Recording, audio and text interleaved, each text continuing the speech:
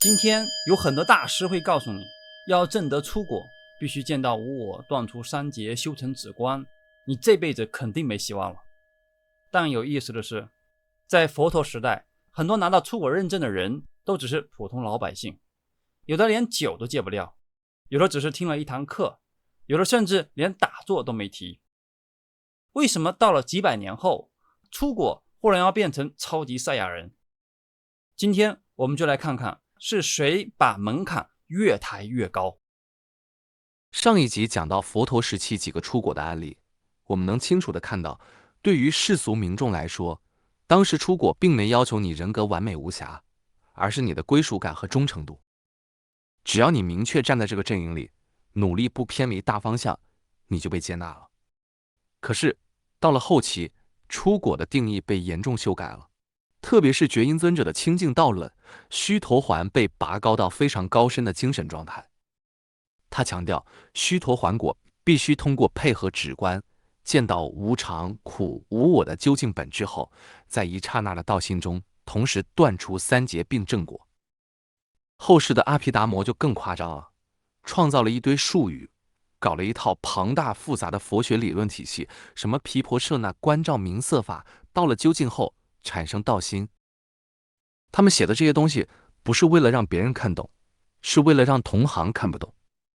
在他們的筆下，須陀洹變成了一種超越世俗的瞬間爆發的極致精神體驗，這時已經徹底斷除了對自我的執着等等。這種感覺特別像禪宗常說的虛空粉碎，大地平沉，看山不是山，看水不是水。出果最初的設定很寬容，很接地氣，為什麼到了幾百年後，標準會發生180度的大轉彎呢？之前我們看到的還是一個正為戒不掉酒而發愁的中年大叔，只要信念堅定就能入選。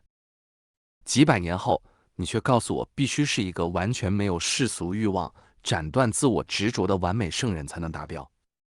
通貨膨脹太嚴重了。出果原來像小學畢業之後變成了必須博士後，再後來你還必須得諾獎。不是出果標準變了，而是認證機構變了。問題是，他們為什麼要這麼做？這是宗教體制化之後的必然產物。只有這樣才能維持宗教的高級感。當佛教從一個在森林裡游走的鬆散團體，變成一個擁有龐大寺院資產、複雜學術體系的龐然大物時，它就需要樹立門檻了，需要一套嚴密的等級、森嚴的標準來維持權威性。像覺音這樣的學者，他們是坐在書齋裡的系統構建者。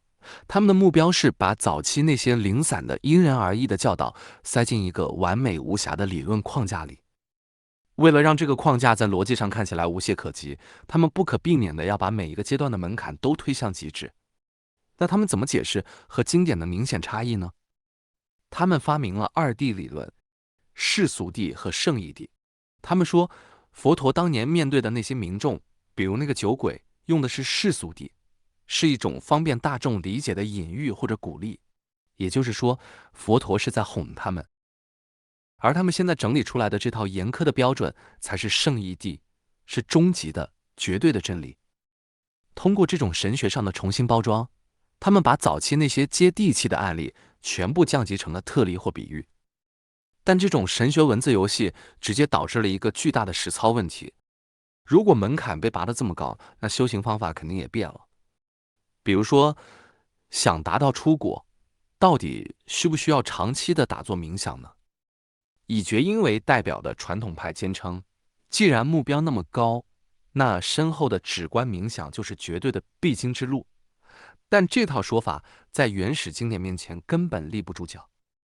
之前我們講過非常多證得出果的案例，聽佛說法當下即證，經文中連盤腿打坐4個字都沒提，更別說修到什麼盡行定、安止定了。當然，捍衛後世論點的人不會認輸，他們的補丁早已打好。這些人雖然這輩子沒打坐，但前世或某個漫長的輪迴週期裡，一定早已攢夠了禪修積分，這輩子只是來提現的，捅破最後一層窗戶紙而已。這個補丁的妙處在於，它是一門宇宙級通用解釋。你富有是因為前世積德，你貧窮是前世欠債，你遭受不公是前世造業，你聽法即悟還是前世修過。它永遠對，因為你永遠無法穿越回去驗證。這哪是什麼論證？這分明是閉着眼射出一箭，再跑去箭落的地方畫個靶心，肯定百發百中。奧運冠軍看了都得跪。這個補丁最大的問題在哪？他把所有的解釋權都交給了過去，而你只能被動接受。但這種論調其實2500年前的古印度也有，就跟現在的我们一樣，天天听各路大師吵架，這個說信我得永生，那個說你欠了前世債，你敢懷疑就得下地獄，大家聽得頭都大了。佛陀沒有講高深的天眼通，也沒有要求他們必須信什麼，而是給了一個極其硬核的自由思考指南。這就是著名的卡拉瑪經。有一天，世尊帶着眾多比丘在居薩羅國遊化，來到一個叫基舍子的伽藍族城鎮。伽藍族人聽說沙門喬達摩的事跡，很是敬仰，於是來到世尊的住處，向世尊請教。大德，有沙門、婆羅門來到這裡，他們只宣揚自己的學說，對於別人的說法，則加以駁斥、輕蔑、看不起、拋棄。之後，又有另一幫沙門、婆羅門過來，他們也同樣只宣揚自己的學說，反對別人的說法。對於這些人，我們感到很困惑。在這些人中，到底誰說的是真話，誰說的是假話？伽藍眾，你們感到困惑是當然的，產生懷疑是當然的。正因為有了困惑，才會生起懷疑。你們不要聽信風言風語，不要聽信傳說，不要聽信臆測之詞，不要因為與經典聖教相符就信，不要因為基於邏輯推理就信，不要因為基於道理就信，不要因為經過反覆思考符合自己認可的觀點就信，也不要因為說話的人看起來很有能力就信，更不要因為這位沙門是我們的老師就信。如果你們自己清楚地覺察到這些法是不善的，這些法是有過失的，這些法是智者所呵斥的，如果完全按照這些法去做，就會導致無益和痛苦，那麼你們就應該在那個時候捨棄它。伽藍眾，人心中升起貪欲，是有意還是無意呢？大德，是無意的。再者，這個有貪心的人被貪欲蒙蔽和控制，就會殺生、偷盜、邪淫、說妄語，也會勸別人這樣做。這樣做難道不是給他帶來長遠的無益和痛苦嗎？確實如此。伽藍眾，人心中升起嗔恨，是有意還是無意呢？是無意的。那這樣做難道不是給他帶來長遠的無益和痛苦嗎？確實如此。那愚癡呢？腦子一糊塗，被人當槍使，自己還覺得挺對，這是好事壞事？那肯定是壞事。行，那你們自己判斷，貪嗔癡這三樣是善還是不善呢？是不善的。是智者呵斥的，還是稱讚的呢？是呵斥的。照着幹是讓你快樂還是讓你痛苦呢？確實會導致痛苦。這不就結了嗎？還需要再來問我嗎？還需要因為這是佛說的才信嗎？你們自己已經看見了，這東西害人，那就扔了它。伽藍族人當時肯定聽愣了，感情信佛不是捏着鼻子閉着眼睛硬點頭啊，感情質疑權威和傳統不會下地獄啊，佛陀多可愛啊。佛陀接着說，反過來也一樣，你們自己想想，人心裡沒有貪欲，沒有嗔恨，不犯糊塗，會怎麼樣？不殺生，不偷盜，不去害人，這是好事壞事？肯定是好事。是智者誇的還是罵的？誇的。照着幹是快樂還是痛苦？快樂。所以你們不要因為聽別人傳就信，不要因為是傳統就信，不要因為是經典就信，不要因為是邏輯推理就信，不要因為這是我老師說的就信。你自己親自觀察過了，確認這些法確實是善的，確實沒有過失，確實被有智慧的人認可，確實能帶來長遠的利益和快樂，那個時候你才應該信，才應該踏踏實實的照着做。一個修行者如果真的這麼做了，心裡不貪、不嗔、不癡，把慈心、悲心、喜心、捨心遍滿一切方向，那他這一輩子心裡就會安穩，沒有怨憎，沒有雜染。那麼他這輩子就能得到4種安心。第一種，如果確實有來世，如果確實善惡有報，那我死了之後穩穩當當去個好地方，這是第一種安心。第二種，退一步說，萬一沒有來世，萬一沒有善惡果報，那我這一輩子活得光明磊落，心裡沒有仇人，沒有負擔，沒有虧心事，自己就能護住自己，我當下就活得安穩，這是第2種安心。第3種，如果作惡的人確實會有惡報，我心裡對誰都沒有惡意，從來沒害過人，惡報怎麼可能落到我頭上？我從來沒作惡，不怕，這是第3種安心。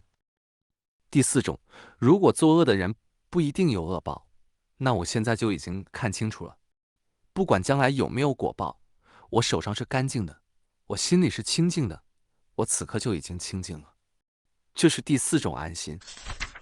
只要你把心修好了，有來世你不虧，沒來世你也不虧，有報應你不虧，沒報應你還不虧，怎麼算你都不虧。你唯一會虧的情況是什麼？是你現在心裡裝着貪嗔痴，被這些東西牽着走，那才是真正的怎麼算都虧。有來世虧來世，沒來世虧現在，有果報虧果報，沒果報虧安心。伽藍族人聽完這筆賬，當場皈依。這叫啥？不是什麼高深的神學論證，就是一筆人生賬，算得清清楚楚，巴菲特都得服。是佛陀版的獨立思考實操手冊。當然，這裡有個小問題，佛陀說，不要輕信傳言，不要輕信經典，不要輕信老師，不要信權威，這都很好理解。印度幾千年來都是全球神棍最大出口國，不管是油管還是 B 站，都是烏泱烏泱的，信了這輩子就入坑了。但不要信邏輯，不要信推理，這怎麼說？那信什麼？因為我們的邏輯有盲點，證據會有缺失，還常常先入為主。人類非常擅長給自己的執念找理由，經常有大師會在評論區拯救我，給我指點迷津。當你已經認定一件事實，你的大腦會主動搜集所有能證明你的證據，並把這稱為經過了反復思考。這其實不是理智，而是自嗨。看看佛教史，你就清楚這種自嗨的歷史有多悠久，有多普遍，影響有多深廣。佛陀說的信，不是信別人的結論，哪怕是邏輯嚴密的結論。他說的信，是信你自己經過親自觀察、反復驗證之後得出的確認。用今天的話說，就是實踐是檢驗真理的唯一標準。但幽默的是，佛教自己後來也沒守住這條底線，被南傳佛教奉為圭臬的清淨道論，還有那厚厚的阿毗達摩，裡面充滿了各種精巧到近乎自嗨的理論建構。但你把它們拿到實踐的放大鏡下面一照，漏洞百出，經不起認真琢磨。僅僅一個須陀洹果，後世的定義和最初的樣子就已經相差108000里。不是說清淨道論一無是處，而是後世的學者為了建立一套單一的嚴密的系統化解脫路徑，不惜犧牲了早期工具的實用性和包容性。為了系統的完備，他們把充滿人情味、因材施教的互動变成了刻板的学術指標。在這個過程中，理論確實更加權威、更加精妙了，但也徹底把絕大多數普通人攔在了門外。如果拋開後世強加的濾鏡，回到最原始的語境，當時的須陀洹果根本不需要高深的冥想，也沒有任何隱藏的前提條件。這些達到出果的人，甚至連對感官慾望和物質生活的依賴都沒有完全斷除。就像那個因為家裡太吵而煩惱的大叔一樣，他們往往僅僅是通過聆聽教誨，在內心產生堅定的信仰，就完成了身份的轉變。這才是那個時代最真實的現實，沒有那麼多神秘的門檻。雜行已經講了84集了，好多聽眾跟了好多年，10萬聽眾，出果聖者沒有上萬，也有幾千。所以在座各位，真的有很多都是出果聖者。拼夕夕，发证，包邮哦，亲！支持7天无理由退证。所以，別再被那些看似高不可攀的規矩和打卡系统給綁架了。無論是被學者們拔高的出國門檻，還是今天職場裡被精心包裝成的成功標準，很多時候他們不過是體制為了維護自身權威而制造的幻象。不盲從權威，不人云亦云，只看當下是否活得清醒、安穩與自洽。只要你今天沒被貪嗔癡綁架，手是乾淨的，心是安寧的，有無來世你都不虧，有無報應你都不怕。恭喜你，你已經拿到了屬於你自己的人生解脫證書。至於別人發不發證，去他的吧，你就是你生命的最高品位。